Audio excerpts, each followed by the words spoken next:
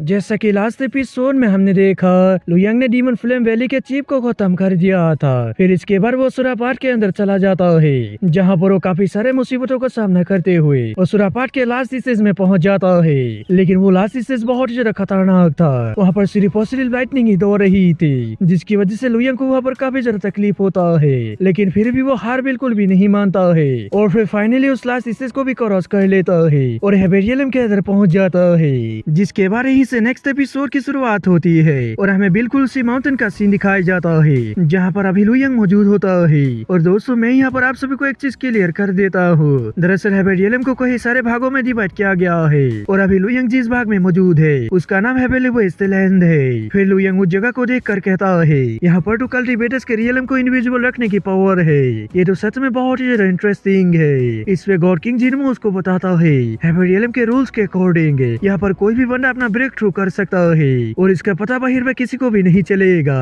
और ये जगह सिर्फ और सिर्फ हेबेरियम के अंदर आने वाले नई वॉरियर्स के लिए ही बनाए गए हैं, ताकि वो लोग अपना ब्रेक थ्रू बिना किसी दिक्कत के कर सके। इस पर अब गॉड किंग आन्यू भी उसको बताता है, ये बिल्कुल ठीक कह रहे हैं। अगर तुमने यहाँ पर अपना ब्रेक थ्रू नहीं किया और एक स्वॉर्ड गॉड नहीं बने तो फिर तुम यहाँ पर बिल्कुल भी हवा में उड़ नहीं पाओगे। और दोस्तों, मैं यहाँ पर आप सभी को बता दूं, दरअसल हेबेरियम के अंदर स्वॉर्ड गॉड को हेबेली गॉड कहा जाता है। अब चलिए आगे बढ़ते हैं। फिर अब गॉड किंग ली सेन उसको बताता है ये जगह हेबेली वेस्टलैंड का फॉरबिडन एरिया है और चूंकि बाकी लोग यहाँ पर अभी तक नहीं आए हैं तो इसलिए तुम्हें अपना ब्रेक थ्रू कर लेना चाहिए और हेबेली गॉड बन जाना चाहिए। उसकी बात सुनकर लुयांग भी हाँ कह देता है और उन लोगों से कहता है, ऐसा लगता है कि आप लोग हेबेली वेस्टलैंड के बारे में बहुत ही अच्छे से जानते हैं। और ये कहने के बाद हम देखते हैं लुयांग वहाँ पर अपना कल्टीवेशन करने लगता है ताकि वो अपना ब्रेक थ्रू कर सके। और थोड़ी देर वहाँ पर कल्टीवेशन करने और वहाँ की प्योर स्पिरिचुअल एनर्जी को एब्जॉर्ब करने के बाद वो फाइनली अपना ब्रेक थ्रू कर लेता है और फिर हेबेली गॉड बन जाता है। ये देखकर अब वो खुद भी बहुत ज्यादा खुश हो जाता है और कहता है कि आज से मेरी हेबेरियम की जर्नी शुरू हो चुकी है, इसलिए यहाँ पर मुझे कोई भी रोक नहीं सकता है। और तभी हम देखते हैं कि वहाँ पर आसमान में एक पोर्टल ओपन हो जाता है जिसके अंदर से डीमन फेरी और उसरा फैंटम बाहर आती है। फिर डीमन फेरी लुयांग को देखकर थोड़ा सा हैरान हो जाती है और फिर उसको स्वॉर्ड गॉड बनने के लिए बधाई दे देती है, जिसके साथ ही उसरा फैंटम खुद से ही कहती है इवन की अगर एक बंदा उसरा पाठ के थ्रू हेबेरियम के अंदर आने में कामयाब भी हो जाता है लेकिन फिर भी उसको स्वॉर्ड गॉड बनने में एटलीस्ट एक दिन का समय लग जाता है।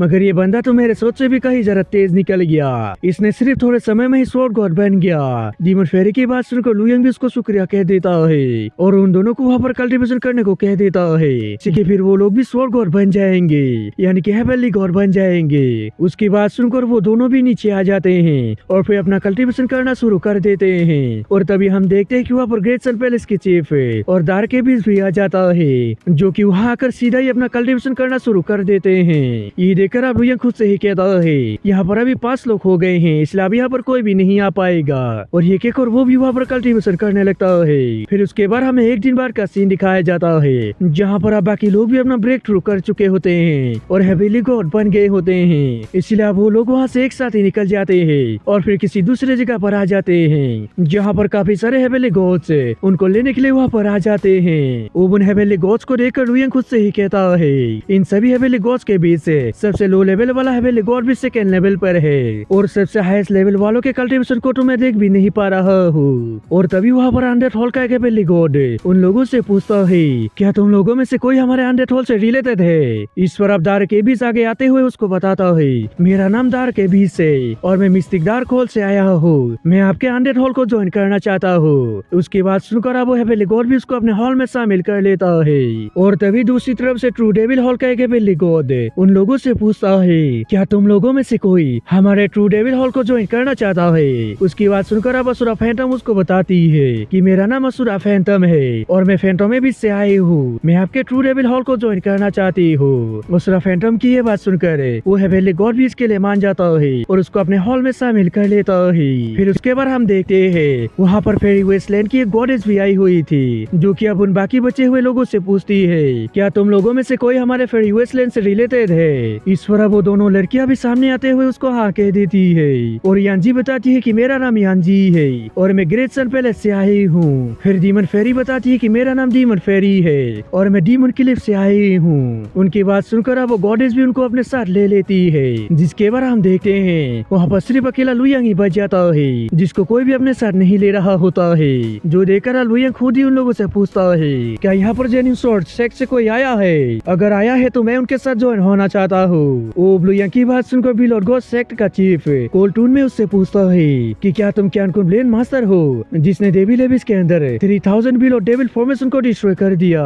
ये सुनकर अब लुयंग भी उसको हाँ कह देता है और उससे कहता है कि क्या मैं ये पूछ सकता हूँ कि आप कौन है। इस पर वो हेवेली गॉड बताता है कि मेरा नाम ओलोंगियान है और मैं बिलोड गॉड सेक्ट का चीफ हूँ। और ये कहकर वो उसको बताता है 3000 बिलोड डेविल फॉर्मेशन को हमारे इमोर्टल बिलोड गार्डियन ने बनाया था, लेकिन तुमने उसको डिस्ट्रॉय कर दिया, इसलिए तुमको हमारे इमोर्टल बिलोड गार्डियन से पर्सनली माफी मांगनी होगी। उसकी बात सुनकर अब लुयंग उससे कहता है कि मैं इसके लिए माफी चाहता हूँ, मैं अभी आप लोगों के साथ नहीं जा सकता हूँ क्योंकि मुझे जेन्युइन सोच सेक्ट में कुछ काम है, इसलिए प्लीज मेरा ये मैसेज उन सीनियर को दे देना कि एक बार जब मेरा काम पूरा हो जाएगा तो फिर मैं बिलोड गॉड सेक्ट में जाकर उनसे पर्सनली माफी मांगूंगा। अब लुयंग की ये बात सुनकर लोंगियान थोड़ा सा गुस्सा होते हुए उससे कहता है लड़के इमोर्टल बिलोड गार्डियन ने पर्सनली तुम्हें वहाँ पर बुलाया है, इसलिए तुम्हें उनके पास जाना ही पड़ेगा, नहीं तो अगर तुम वहाँ पर नहीं जाओगे तो फिर हम तुम्हें जबरदस्ती ले जाएंगे। लेकिन इस पर हम देखते हैं कि लुयंग उसकी बात को इग्नोर कर देता है और फिर बाकी लोग उससे कहता है कि जेन्युइन सोच सेक्ट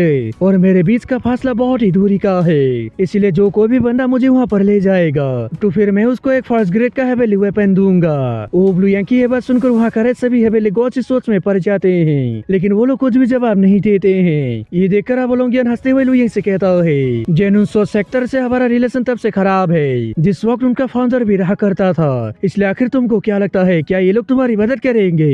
लगता है कि तुम कुछ ज्यादा ही सपने देख रहे हो। और ये कहकर वो अपने सिपाही से कहता है कि जाओ जाकर इसको पकड़ कर ले आओ। इस पर अब वो सैनिक भी उसको हाँ कह देता है और फिर लुयंग को पकड़ने के लिए चला जाता है। ये देखकर अब डीमन फेरी उस गॉडेस को बताती है कि कैनकुन ब्लेन मास्टर वाकई बहुत ज्यादा अमेजिंग है, वो फ्यूचर में गॉड किंग भी बन सकता है, इसीलिए क्या आप उसको बचाते हुए हमारे फेरी वेस्टलैंड हॉल में शामिल कर सकते हैं। इस पर वो बताती है कि भले इसकी टैलेंट बहुत ही ज्यादा है लेकिन मैं उसको बिना देखे अपने हॉल में शामिल नहीं कर सकती हूँ। और साथ ही साथ अभी यहाँ पर अनडेड हॉल और बिलोड गॉड सेक्ट मौजूद है जिनके साथ हमारे रिलेशन अच्छे हैं, इसलिए हम उनके बीच में इंटरफेयर नहीं कर सकते हैं, इसलिए अभी हमें रुक कर यहाँ पर तमाशा देखनी चाहिए। उसकी बात सुनकर अब डीमन फेरी भी थोड़ा सा परेशान हो जाती है। फिर दूसरी तरफ वो सिपाही लुयंग से कहता है लड़की आखिर तुम्हारी हिम्मत भी कैसे हुई मेरे मास्टर के आदेश को ना मानने की, क्या तुम अपने आप को टीस मार का समझते हो? ये सुनकर अब लुयंग उससे कहता है कि मुझे यहाँ से जाने दो वरना तुम लोग बहुत ज्यादा पछताओगे, इसी के साथ साथ मैं तुम लोगों की हड्डी पसली कर दूंगा। ओ लुयंग की ये बात सुनकर वो सैनिक जोर जोर से हंसने लगता है और कहता है कि लड़के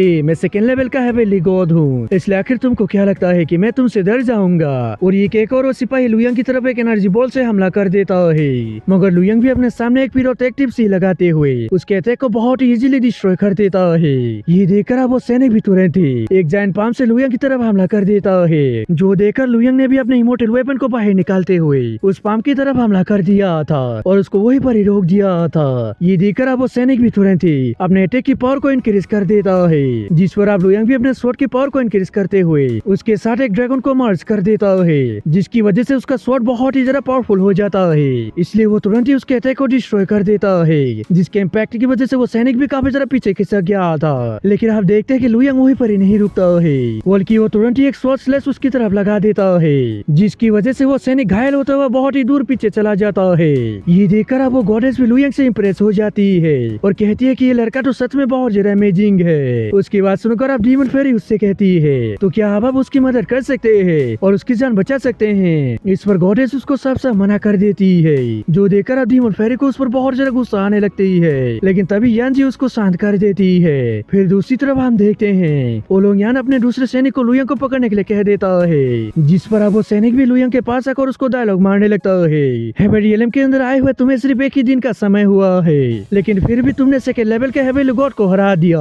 सच में तुम्हारी स्ट्रेंथ तो बहुत ही ज्यादा कमाल की है, मगर इसके बावजूद भी तुम मुझे हरा नहीं पाओगे क्योंकि मैं थर्ड लेवल का हेवेली गॉड हूँ। और ये कहकर वो अपने पास से एक डिवाइन वेपन को बाहर निकाल देता है और बताता है कि इसका नाम बिलो सतर है, जो कि थर्ड ग्रेड का हेवेली वेपन है। और ये कहकर वो उस वेपन को कंट्रोल करते हुए लुयंग के ऊपर हमला कर देता है, जिस पर लुयंग भी अपने स्वॉर्ड को आगे करते हुए उसको ब्लॉक कर देता है, मगर वो बंदा उसको ऊपर से ही कंट्रोल कर रहा था, जिसकी वजह से वो बिलो सतर लुयंग पर चारों तरफ से हमला करने लगता है। लेकिन इस पर लुयंग भी उससे फाइट करने लगता है और उसको हर तरफ से ब्लॉक कर रहा होता है। ये देखकर वो बंदा लुयंग से कहता है कि मैं भी देखता हूँ कि तुम इसको कितने अपने डेट को ब्लॉक कर पाओगे। और ये केक और वो अपने वेपन के पावर को इंक्रीज कर देता है, जिस पर अब लू यांग भी अपने स्किल का यूज करते हुए उस वेपन की तरफ हमला कर देता है और उसको पीछे कर देता है, जिसके साथ ही वो उसका मजाक उड़ाते हुए कहता है एक थर्ड लेवल के हेवनली गॉड की पावर उतना भी जरा कमाल की नहीं है जितना कि मैंने सोचा था।